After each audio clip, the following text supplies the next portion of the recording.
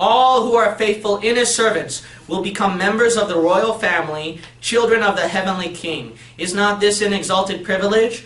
We should seek to increase in knowledge and wisdom, for we are to take our talents of intellect into the future world. Our minds have become strengthened and our hearts refined and elevated, that Jesus may take possession of them.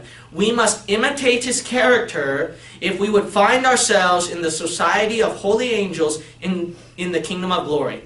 Okay, so we have to be holy like Jesus was holy in order to go to heaven.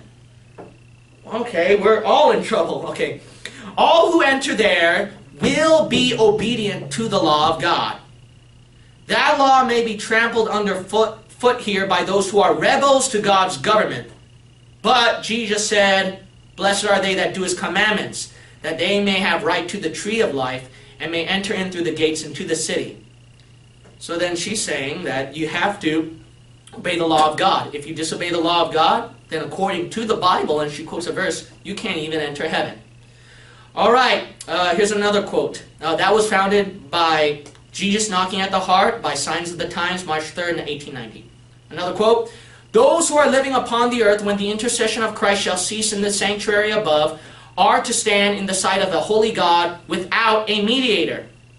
Okay, whoa, okay. Their robes must be spotless, their characters must be purified from sin by the blood of sprinkling. Through the grace of God and their own diligent effort, they must be conquerors in the battle with evil. While the investigative judgment is going forward in heaven, while the sins of penitent believers are being removed from the sanctuary, there's to be a special work of purification, of putting away of sin among God's people upon earth. All right, yeah, we got a problem. She even said without a mediator, you stand in front of a holy God. That's just blasphemy.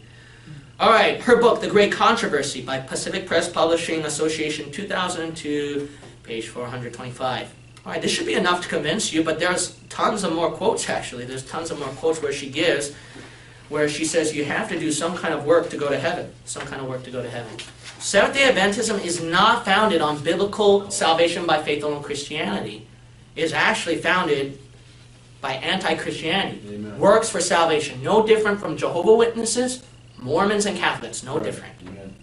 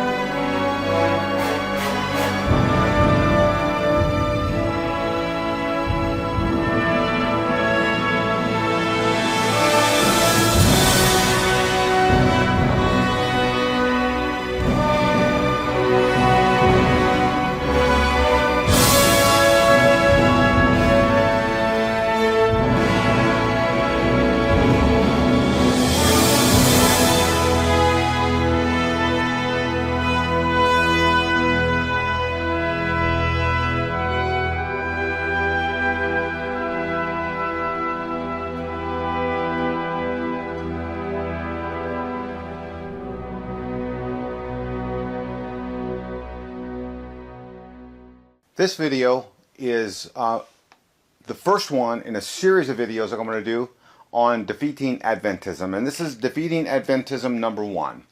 The reason why I call it defeating Adventism is I say a lot of things on YouTube to Adventists that you're not Christians. And I usually say Adventists who believe the Adventist message are not Christians for 2 primary reasons. 1, they have a different Jesus, and 2, they preach a false gospel. This entire video is on the gospel message of Adventism as compared to the Bible, and why I say Adventists believe in the Adventist message are not Christian. So you're going to see here a small picture, a couple churches, Christian church, Adventist church, and this question: does the Adventist church preach or proclaim the same gospel as the Christian church? Well, before we do that, let's see what the Bible says. What is the gospel message? The saving gospel message. And you can read this, but you can read on the Apostle Paul in Galatians 1:11 through 12 tells the readers where he got the gospel from that he's going to preach. It's not a human origin. He got it of divine origin, and he got it from Jesus Christ. Key point to remember where the gospel message came from. It didn't come from the Apostle Paul, came divinely revealed to him by Christ himself. Let's see what the Apostle Paul says now when he defines the gospel. And you can read 1 Corinthians 15, 1 through 4 yourself. But look at it closely here. You can look at parts of it. He's going to remind you, brothers, of the gospel that he preached, in which he received. You saw where and how he received it. And which you are being saved. This is the saving gospel. And what is it? We can jump on down. It's what? Of first importance of what he received, that Christ died for our sins in accordance with the scriptures, that he was buried, and that he was raised on the 3rd day according to the scriptures. That's the gospel message, the death, burial, and resurrection of Christ. Don't add to it. Don't take away from it, because what if you do preach another gospel? Look at this message from the Apostle Paul in Galatians 1. He's here at talking to the Galatians, where he's kind of upset with them, how they are deserting him, and he talks about other gospels. And there's people who want to distort the gospel. But he says, even if we, himself, the Apostle Paul, or an angel from heaven preaches a gospel other than the one that he preached to you, curses on you. And then he says it again and he repeats what he said in verse 8, curses on you if you preach a gospel contrary to the one that he preached. Summary. Let's look at a summary. What is the gospel message again? The gospel is what? Divine origin. There are different gospels. There are those people that are trying to distort the true gospel, as the Apostle Paul says. Apostle Paul said, even if he himself or an angel from heaven preaches something which he did not teach, which he did not receive, don't believe him. And he said, and if you preach another gospel, you are cursed. Well, what is the Seventh-day Adventist gospel message? I want you to look at the Seventh-day Adventist Church website. Let's look at the official church website and the mission statement for the church. So there's the mission statement, but I want to focus your attention on this part of the mission statement that says this: we make disciples of Jesus Christ who live as his loving witnesses and proclaim to all people the everlasting gospel of the 3 angels' messages in preparation of his soon return. And you'll see the quote that I see all the time, Revelation 14, 6 through 12. That's the gospel message of the Adventist church. The 3 angels' messages, Revelation 14, 6 through 12. Let's look at another citation for it. 27 beliefs. The prophecies of the book of Revelation outline there it is again, the 3 angels' messages, Revelation 14, 6 through 12, proclaiming the everlasting gospel of the truth. So they just reiterated here in this book what the church mission statement says. I want to take it a step further. If there's any doubt in your mind, the 3 angels' messages of Revelation 14, 6 through 12 is not the gospel message of Adventists, then I want you to look at this slide here. What I have here was, I went through every review in Herald magazine that I have, which is from volume 1, number 1 to 1999, because that's all you can get off the archive side of the official Adventist church. I got them all Got thousands of these things. I searched them all. I have 186 quotes from 1869 to 1999 just in the Review and Herald magazine. I ignored 3 gospel citations prior to 1863, for those of you that like to key off on that date. That were many. And these 186 quotes, and I left a lot on the table, but the ones that I have, the gospel is clearly related to the gospel and Revelation 14, 6 through 12, and or the 3 angels' messages. Without a doubt, in every decade, multiple times, the gospel message of the Adventist Church is just that, the 3 angels' messages. Let's look at 2 examples. First one, 1869, October, on the left-hand side. You can see here in the bottom 3 or 4 lines about the everlasting gospel of the 3 angels' messages. Let's jump to 1999 in this magazine here, which reads a lot like what we've already read. You can see here where it talks about the gospel in the context of the 3 angels' messages, Revelation 14, 6 through 12.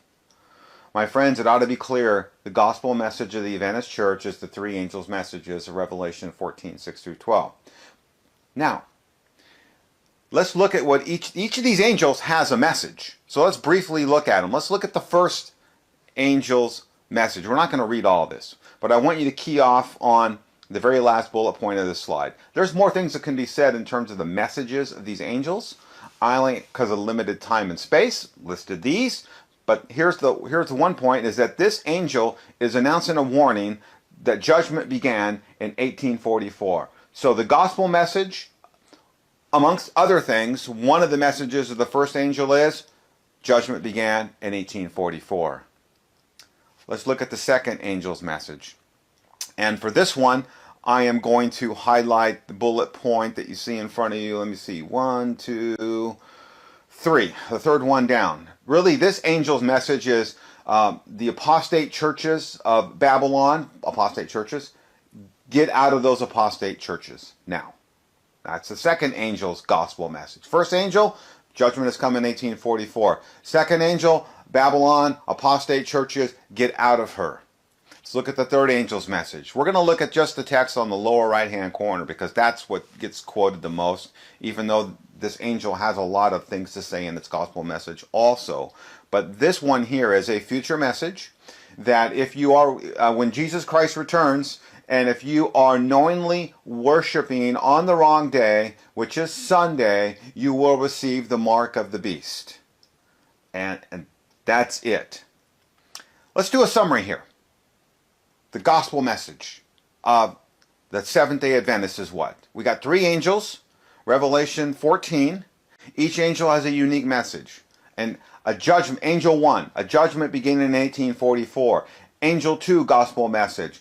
Babylon, get out of the false churches. Angel 3, gospel message is knowingly worshiping on Sunday when Christ returns will get you the mark of the beast.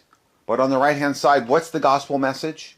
It's 1 Corinthians 15, 1 through 4. It's the death, burial, and resurrection of Christ. Look at the bottom of before you look at the bottom of the slide, just contrast the 2 gospels. What is the biblical gospel? What is the Adventist gospel? Are they the same? No, they are not. They would be the same if you, Adventists, can just do one thing for me. Show me in the Bible where any apostle preached judgment 1844 has arrived or will arrive. You won't find it because the Adventist gospel message is a false gospel message. With all the warnings that you see here on the bottom of this slide in terms of Galatians 1, 8 through 9, he says, but even if we or an angel from heaven should preach to you a gospel contrary to the one we preach to you, let him be accursed. Adventists, you should be very concerned about this. You are in a false organization proclaiming a false gospel, and the Bible has something very, very serious to say about that. You are cursed, and it says it twice in verses 8 and 9 of Galatians 1. I think, Adventists, you ought to time to examine yourself and your relationship with this false religion, which is, now you know why I say Adventists are not Christian, because they do proclaim a false gospel. He left his father's